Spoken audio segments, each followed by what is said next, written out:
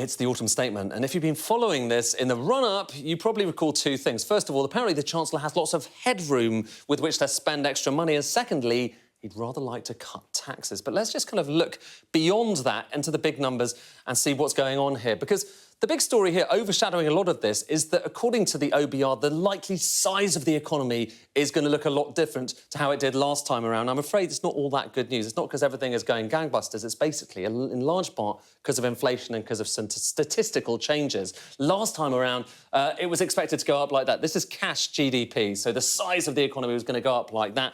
This time around, it looks a lot bigger, but like I say, it's largely because of previous upgrades to previous numbers from the ONS and because inflation is a lot higher.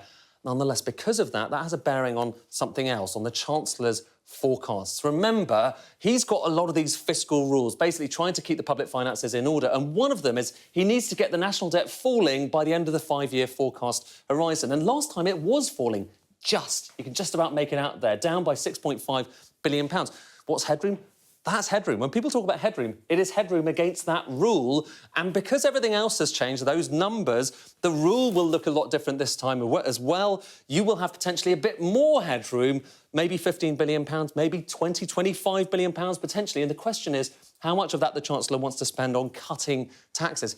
But the bigger question is, really, can he make the claim to be a tax-cutting Chancellor when, look at the tax burden, this is the overall tax burden as a percentage of GDP, the higher this is, the greater taxes are. All taxes, by the way, income taxes and corporate taxes and everything else. And look, under Rishi Sunak, it's forecast to get up really high. In fact, the highest level that burden has ever been since at least 1948. And even if he claims to be cutting taxes, it's very hard to see how he can get that line going down rather than going up. So all of that to come in the autumn statement. It's going to be a big moment where we get more numbers from the Chancellor, more numbers from the government and a sense of how they plan to fight the next election.